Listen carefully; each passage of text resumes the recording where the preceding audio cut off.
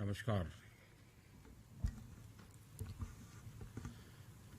कार्यक्रम में मेरे साथ उपस्थित कैबिनेट में मेरे सहयोगी श्री हरदीप सिंह पुरी जी, गजेंद्र सिंह शेखावत जी, प्रहलाद सिंह पटेल जी, कौशल किशोर जी, विश्वेश्वर टूडी जी, सभी राज्यों के उपस्थित मंत्रीगण, अर्बन लोकल बॉडीज के मेयर्स और चेयरपर्सन्स, म्युनिसिपल कमिश्नर्स, स्वच्छ भारत मिशन के अमृत योजना के आप सभी सारथी, देवियों और सज्जनों, मैं देश को स्वच्छ भारत अभियान और अमृत मिशन के अगले चरण में प्रवेश की बहुत बहुत बधाई देता हूं। 2014 में देशवासियों ने भारत को खुले में शौच से मुक्त करने का, ओडीएफ बनाने का संकल्प लिया था।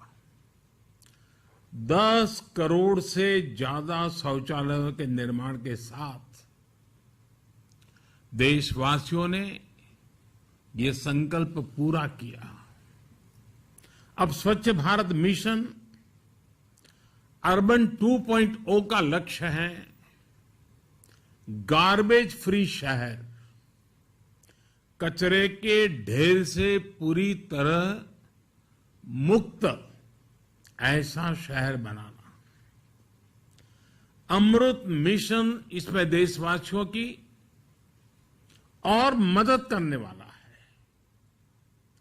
शहरों में 100% लोगों की साफ पानी तक पहुंच हो, शहरों में सीवेज का बेहतरीन प्रबंधन हो, इस दिशा में हम आगे बढ़ रहे हैं। मिशन अमृत के अगले चरण में देश का लक्ष्य है सीवेज और सेप्टिक मैनेजमेंट बढ़ाना, अपने शहरों को वाटर सिक्योर सिटीज बनाना और ये सुनिश्चित करना कि हमारी नदियों में कहीं पर भी कोई गंदा नाला न गिरे। साथियों, स्वच्छ भारत अभियान और अमृत मिशन की अब तक की यात्रा वाकई हर देशवासी को गर्व से भर देने वाली है।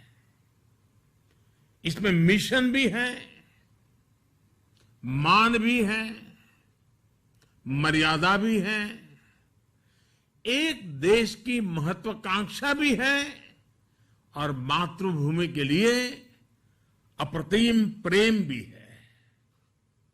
देश ने स्वच्छ भारत मिशन के माध्यम से जो हासिल किया है वो हमें आश्वस्त करता है कि हर भारतवासी अपने कर्तव्यों के लिए कितना संवेदनशील है, कितना सतर्क है। हम सफलता में और इस सफलता में भारत के हर नागरिक का योगदान है, सबका परिश्रम, सबका पसीना है। और हमारे स्वच्छता कर्मी, हमारे सफाई मित्र हर रोज झाड़ू उठाकर सड़कों को साफ करने वाले हमारे भाई बहन, कूड़े की बदबू को बर्दाश्त करते हुए कचरा साफ करने वाले हमारे साथी सच्चे अर्थ में इस अभियान के महानायक है। कोरोना के कठिन समय में उनके योगदान को देश ने करीब से देखा है, अनुभव किया है। मैं देश की इन उपलब्धियों पर हर भारतवासी को बधाई के साथ ही स्वच्छ भारत मिशन अर्बन 2.0 और अमृत 2.0 के लिए शुभकामनाएं देता हूं। और इससे सुखद ये क्या होगा कि ये नई शुरुआत आज गांधी जयंती के एक दिन पहले ही हो रही है। ये अभियान पूज्य बापू की प्रेरणा का ही परिणाम है और बापू के आदर्शों से ही सिद्धि की ओर बढ़ रहा है। आप कल्पना करिए, स्वच्छता के साथ साथ इससे हमारी माताओं बहनों के लिए कितनी सुविधा बढ़ी है। पहले ही कितनी ही महिलाएं घर से निकल नहीं पाती थी, काम पर नहीं जा पाती थी, क्योंकि बाहर टॉयलेट की सुविधा ही नहीं होती थी। कितनी ही बेटियों को स्कूल में शौचालय न होने की वजह से पढ़ाई छोड़नी पड़ती थी। अब इन सब में बदलाव आ रहा है। आजादी के 75वें वर्ष में देश की इन सफलताओं को, आज के नए संकल्पों को पूज्य बापू के चरणों में अर्पित करता हूं और नमन करता हूं। साथियों, हम सभी का ये भी सौभाग्य है कि आज ये कार्यक्रम बाबा साहब को समर्पित इस इंटरनेशनल सेंटर में आयोजित हो रहा है। बाबा साहब असमानता दूर करने का बहुत बड़ा माध्यम शहरी विकास को मानते थे। बेहतर जीवन की आकांक्षा में गांवों से बहुत से लोग शहरों की तरफ आते हैं। हम जानते हैं कि उन्हें रोजगार तो मिल जाता है, लेकिन उनका जीवन स्तर गांवों से भी मुश्किल स्थिति में रहता है। ये उन पर एक तरह से दोहरी मार की तरह होता है। एक तो घर से दूर और ऊपर से ऐसी कठिन स्थिति में रहना। इस हालात को बदलने पर, इस असमानता को दूर करने पर बाबा साहब का बड़ा जोर था। स्वच्छ भारत मिशन और मिशन अमृत का अगला चरण बाबा साहब के सपनों को पूरा करने की दिशा में भी एक अहम कदम है। साथियों, आजादी के इस 75वें साल में देश ने सबका साथ, सबका विकास और सबका विश्वास के साथ ही सबका प्रयास का आह्वान भी किया है। सबका प्रयास की ये भावना स्वच्छता के लिए भी उतनी ही जरूरी है। आप में से कई लोग दूर दराज के ग्रामीण इलाकों में जरूर गए होंगे। आदिवासी समाज के पारंपरिक घरों को जरूर देखा होगा। कम संसाधनों के बावजूद उनके घरों में स्वच्छता और सौंदर्य को देखकर हर कोई भी आकर्षित हो जाता है। ऐसे ही आप नॉर्थ ईस्ट में जाइए, हिमाचल या उत्तराखंड के पहाड़ों पर जाइए। पहाड़ों पर छोटे छोटे घरों में भी साफ सफाई की वजह से एक अलग ही सकारात्मक ऊर्जा प्रवाहित होती है। इन साथियों के साथ रहकर हम ये सीख सकते हैं कि स्वच्छता और सुख का कितना गहरा संबंध होता है।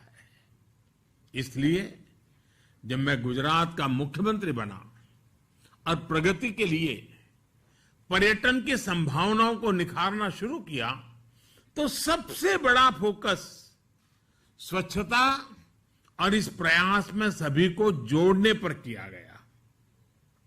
निर्मल गुजरात अभियान जब जन आंदोलन बना तो उसके बहुत अच्छे परिणाम भी मिले। इससे गुजरात को नई पहचान तो मिली ही, राज्य में पर्यटन भी बढ़ा। भाई और बहनों, जन आंदोलन की ये भावना स्वच्छ भारत मिशन की सफलता का आधार है।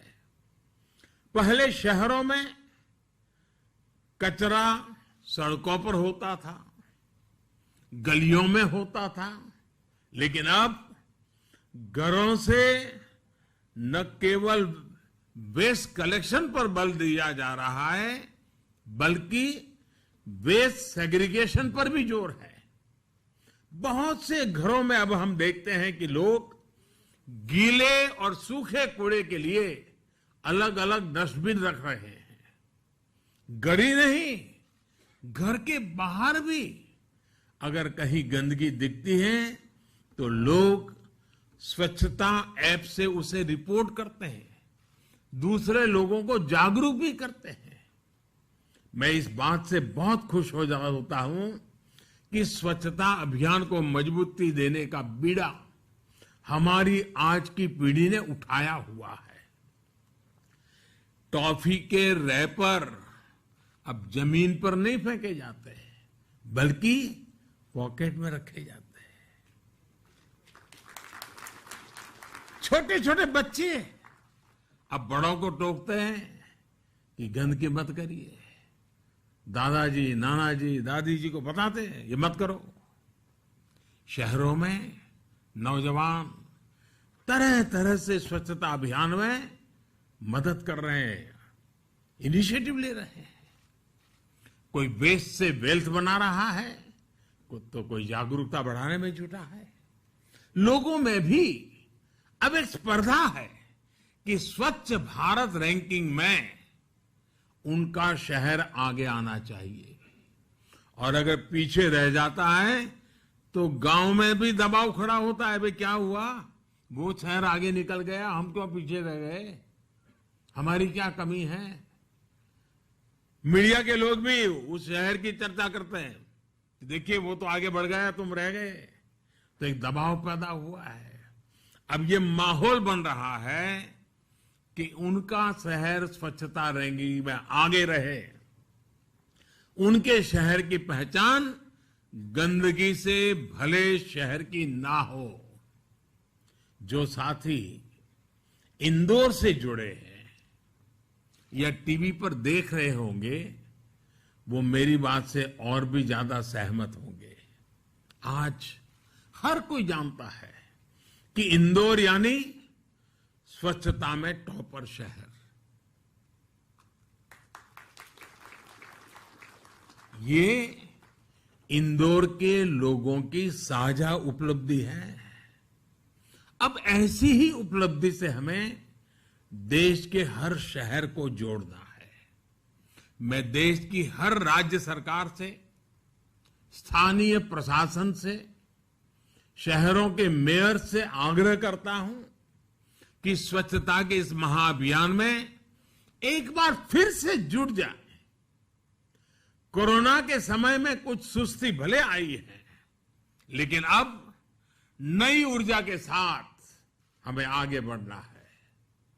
हमें ये याद रखना है कि स्वच्छता एक दिन का, एक पखवाड़े का, एक साल का या कुछ लोगों का ही काम है, ऐसा नहीं है।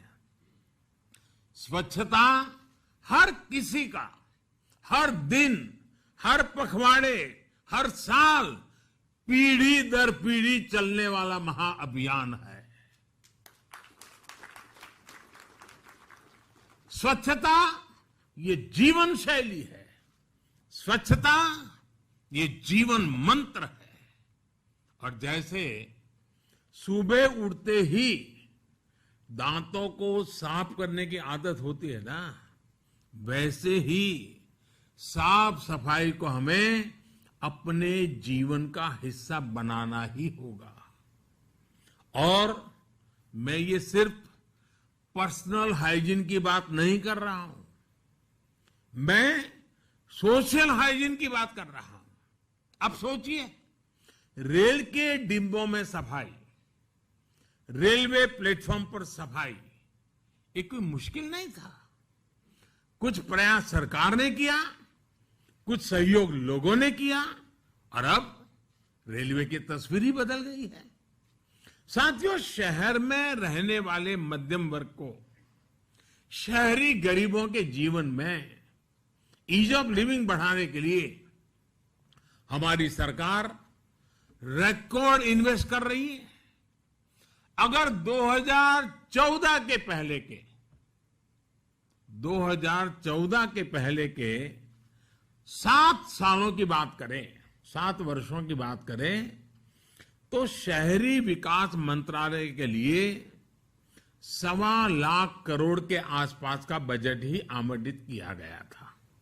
7 साल में 1.25 लाख, जबकि हमारी सरकार के 7 वर्षों में शहरी विकास मंत्रालय के लिए करीब करीब 4 लाख करोड़ रुपए का बजट आवंटित किया गया।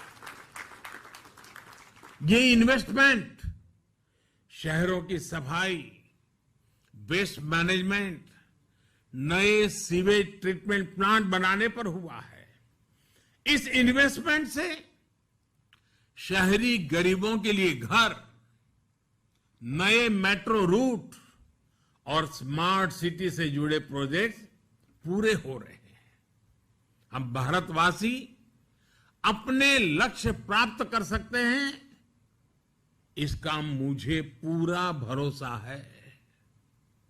स्वच्छ भारत मिशन और मिशन अमृत की स्पीड और स्केल दोनों ही ये भरोसा और बढ़ाती है।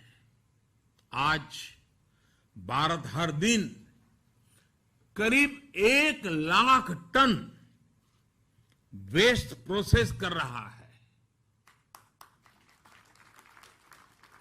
2014 में जब देश ने अभियान शुरू किया था, तब देश में हर दिन पैदा होने वाले वेस्ट का 20% से भी कम प्रोसेस होता था। आज हम करीब करीब 70% डेली वेस्ट प्रोसेस कर रहे हैं। 20 से 70 तक पहुंचे हैं, लेकिन अब हमें इसे 100% तक, 100% तक लेकर जाना ही जाना है। नहीं होगा, बल्कि वेस्ट टू वेल्थ क्रिएशन के जरिए होगा। इसके लिए देश ने हर शहर में 100% वेस्ट सेग्रीगेशन के साथ साथ इससे जुड़ी आधुनिक मटेरियल रिकवरी फैसिलिटीज बनाने का लक्ष्य तय किया है। इन आधुनिक फैसिलिटीज में कूड़े कचरे को छांटा जाएगा, रिसाइकिल हो पाने वाली चीजों को प्रोसेस किया जाएगा, अलग किया जाएगा। इसके साथ ही शहरों में बने कूड़े के पहाड़ों को प्रोसेस करके पूरी तरह समाप्त किया जाएगा। और हरदीप जी, जब मैं कूड़े के बड़े बड़े ढेर साफ करने की बात कर रहा हूं, तो यहां दिल्ली में भी ऐसा ही एक पहाड़ बरसों से डेरा डाले हुए है। ये पहाड़ भी हटने का इंतजार कर रहा है। साथियों, आजकल जो दुनिया में ग्रीन जॉब्स की संभावनाओं की चर्चा हो रही है, भारत में शुरू हो रहा ये अभियान अनेकों ग्रीन जॉब्स भी बनाएगा। देश में शहरों के विकास के लिए आधुनिक टेक्नोलॉजी का इस्तेमाल भी लगातार बढ़ रहा है। अभी अगस्त के महीने में ही देश ने national automobile scrappage policy launch की है। ये नई scrapping policy waste to wealth के अभियान को, सर्कुलर इकोनॉमी को और मजबूती देती है। ये पॉलिसी देश के शहरों से प्रदूषण कम करने में भी बड़ी भूमिका निभाएगी। इसका सिद्धांत है रीयूज, रिसाइकल और रिकवरी। सरकार ने सड़कों के निर्माण में भी वेस्ट के उपयोग पर बहुत ज्यादा जोर दिया है। जो सरकारी इमारतें बन रही हैं, सरकारी आवास योजनाओं के तहत जो घर बनाए जा रहे हैं, उनमें भी रिसाइकलिंग को प्रोत्साहित किया जा रहा है। साथियों, स्वच्छ भारत और संतुलित शहरीकरण को एक नई दिशा देने में राज्यों की बहुत बड़ी भागीदारी रही है। अभी हमने कई साथी मुख्यमंत्रियों का संदेश भी सुना है। मैं देश की प्रत्येक राज्य सरकार का आज विशेष आभार व्यक्त करता हूं। सभी राज्यों ने अपने शहरों की बेसिक जरूरतों को एड्रेस किया। वाटर सप्लाई से लेकर सैनिटेशन तक के लिए प्लानिंग की। अमृत मिशन के तहत 80,000 करोड़ से ज्यादा के प्रोजेक्ट्स पर काम चल रहा है। इससे शहरों के बेहतर भविष्य के साथ साथ युवाओं को नए अवसर भी मिल रहे हैं। पानी का कनेक्शन हो, सीवर लाइन की सुविधा हो, अब हमें इन सुविधाओं का लाभ भी 100% शहरी परिवारों तक पहुंचाना है। हमारे शहरों में सीवेज वाटर ट्रीटमेंट बढ़ेगा तो शहरों के जल संसाधन स्वच्छ होंगे, हमारी नदियां साफ होगी। हमें इस संकल्प के साथ आगे बढ़ना होगा कि देश की किसी भी नदी में थोड़ा सा भी पानी बिना ट्रीटमेंट के ना गिरे, कोई गंदा नाला नदी में न गिरे।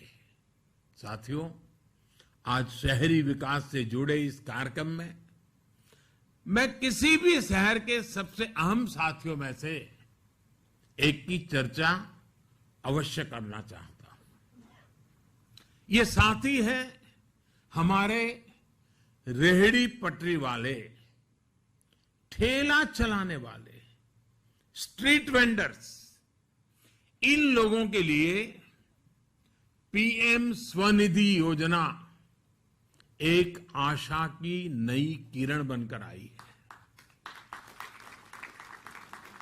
आजादी के दशकों बाद तक हमारे इन साथियों की सूद नहीं ली गई थी।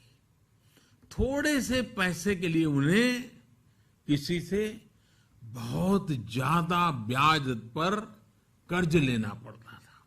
वो कर्ज के बोझ में डूबा रहता था। दिन भर मेहनत करके कमाता था, परिवार के लिए जितना देता था उससे ज्यादा ब्याज वाले को देना पड़ता था। जब लेन देन का कोई इतिहास ना हो, कोई डॉक्यूमेंट ना हो, तो उन्हें बैंकों से मदद मिलना भी असंभव था। इस असंभव को संभव किया है पीएम स्वनिधि योजना ने।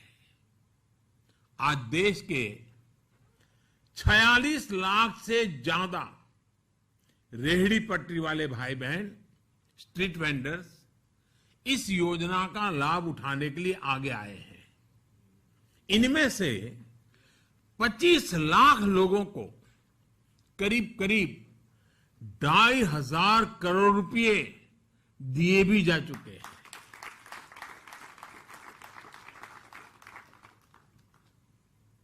स्ट्रीट वेंडर के जेब में 2,500 करोड़ पहुंचाना ये छोटी बात नहीं है जी। ये अब डिजिटल ट्रांजैक्शन कर रहे हैं और बैंकों से जो कर्ज लिया है वो भी चुका रहे हैं। जो स्ट्रीट वेंडर्स समय पर लोन चुकाते हैं उन्हें ब्याज में छूट भी दी जाती है। बहुत ही कम समय में इन लोगों ने 7 करोड़ से अधिक ट्रांजैक्शन किए हैं।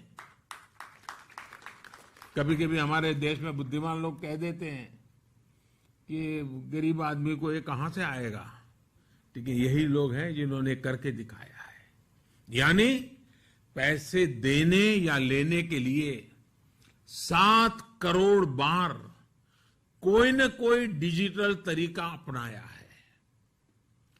मैं थोक, और ये लोग क्या करते हैं, थोक विक्रेताओं से जो सामान खरीद रहे हैं उसका पेमेंट भी अपने मोबाइल फोन से डिजिटल तरीके से करने लगे हैं, और जो फुटकर सामान बेच रहे हैं उसके पैसे भी नागरिकों से वो डिजिटल तरीके से लेने की शुरुआत कर चुके हैं। इसका एक बड़ा लाभ ये भी हुआ कि उनकी लेन देन की डिजिटल हिस्ट्री भी बन रही है, और इस डिजिटल हिस्ट्री की वजह से बैंकों को पता चलता है कि हाँ, इनका कारोबार ऐसा है और इतना चल रहा है, तो बैंकों द्वारा उन्हें अगला लोन देने में आसानी हो रही है। साथियों, पीएम स्वनिधि योजना में 10,000 रुपये का पहला लोन चुकाने पर 20,000 का दूसरा लोन, और दूसरा लोन चुकाने पर 50,000 का तीसरा लोन, ये मेरे स्ट्रीट वेंडर्स को दिया जाता है। आज सैकड़ों स्ट्रीट वेंडर्स बैंकों से तीसरा लोन लेने की तैयारी कर रहे हैं। मैं ऐसे हर साथी को बैंकों से बाहर जाकर ज्यादा ब्याज पर कर्ज उठाने के दुष्चक्र से मुक्ति दिलाना चाहता हूं। और आज देश भर के मेयर मेरे साथ जुड़े हुए हैं, नगरों के अध्यक्ष जुड़े हुए हैं। ये सच्चे अर्थ में गरीबों की सेवा का काम है, सच्चे अर्थ में गरीब से गरीब को एम्पावर करने का काम है। ये सच्चे अर्थ में गरीब को ब्याज के दुष्चक्र से मुक्ति दिलाने का काम है। मेरे देश का कोई भी मेयर ऐसा नहीं होना चाहिए, कोई भी चुना हुआ कॉर्पोरेटर, काउंसिलर ऐसा नहीं होना चाहिए कि जिसके दिल में ये संवेदना न हो और वो इस पीएम स्वनिधि को सफल करने के लिए कुछ न कुछ कोशिश न करता हो। अगर आप सभी साथी जुड़ जाएं तो इस देश का ये हमारा गरीब व्यक्ति, और हमने कोरोना में देखा है, अपनी सोसाइटी, चाल में, मोहल्ले में सब्जी देने वाला अगर नहीं पहुंचता है तो हम कितनी परेशानी से गुजरते थे। दूध पहुंचाने वाला नहीं आता था तो हमें कितनी परेशानी होती थी। कोरोना काल में हमने देखा है कि समाज के एक एक व्यक्ति का हमारे जीवन में कितना मूल्य है।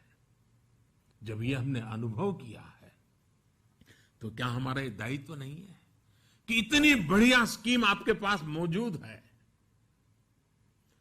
उसको ब्याज में मदद मिल रही है, उसको अपना कारोबार बढ़ाने के लिए पैसे लगातार मिल रहे हैं, क्या आप उसे डिजिटल लेन देन की ट्रेनिंग नहीं दे सकते हैं?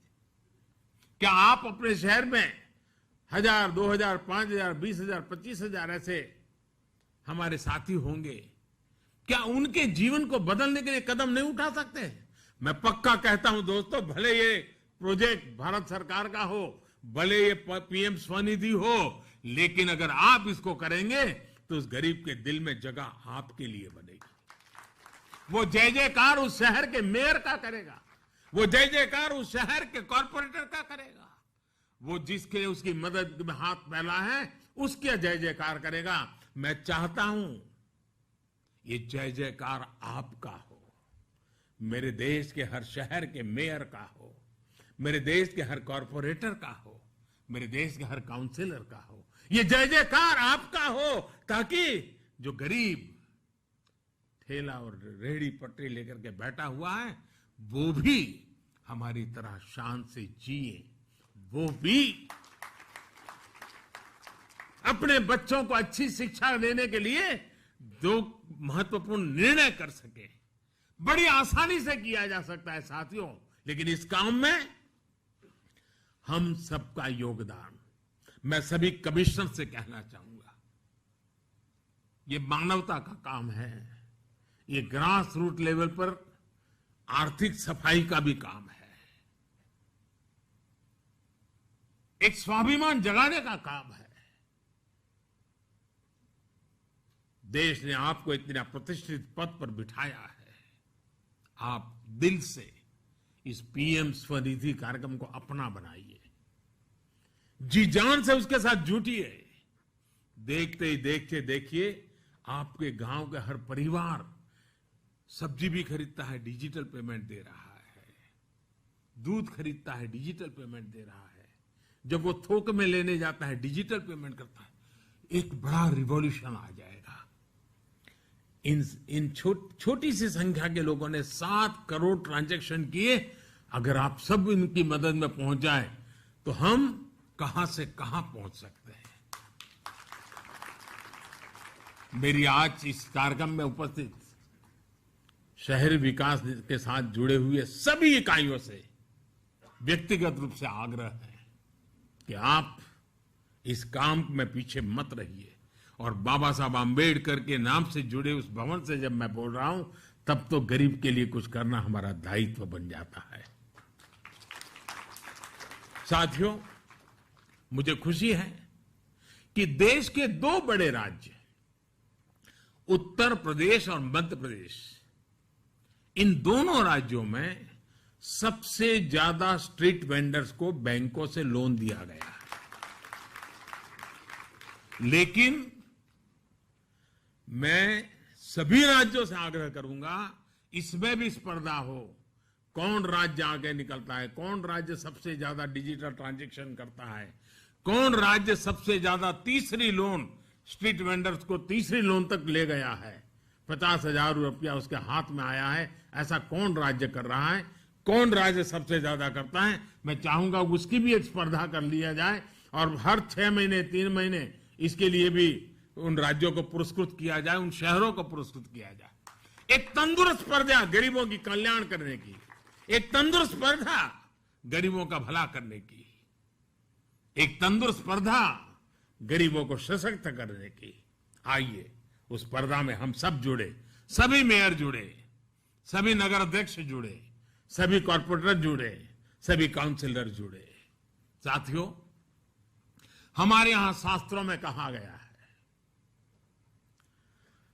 आस्ते भग आसीन यह ऊर्ध्व तिष्ठति तिष्ठतः शेते निपद्यमानस्य चराति चरतो भगः चरैवती। अर्थात कर्म पथ पर चलते हुए अगर आप बैठ जाएंगे तो आपकी सफलता भी रुक जाएगी। अगर आप सो जाएंगे तो आपकी सफलता भी सो जाएगी। अगर आप खड़े होंगे तो सफलता भी उठ खड़ी होगी। अगर आप आगे बढ़ेंगे तो सफलता भी वैसे ही आगे बढ़ेगी। और इसलिए हमें निरंतर आगे बढ़ते ही रहना है। चरैवती चरैवेति चरैवेति चरैवेति। इस चरैवेति चरैवेति के मंत्र को लेकर के हम चल पड़े और अपने शहर को इन सभी मुसीबतों से मुक्ति दिलाने का बीड़ा उठाए। हमें एक ऐसा भारत बनाना है जो स्वच्छ हो, समृद्ध हो और दुनिया को सस्टेनेबल लाइफ के लिए दिशा दे। मुझे पूरा विश्वास है हम सभी देशवासियों के प्रयासों से देश अपना ये संकल्प जरूर सिद्ध करेगा। इन्हीं शुभकामनाओं के साथ आप सभी का बहुत बहुत धन्यवाद, बहुत बहुत शुभकामनाएं।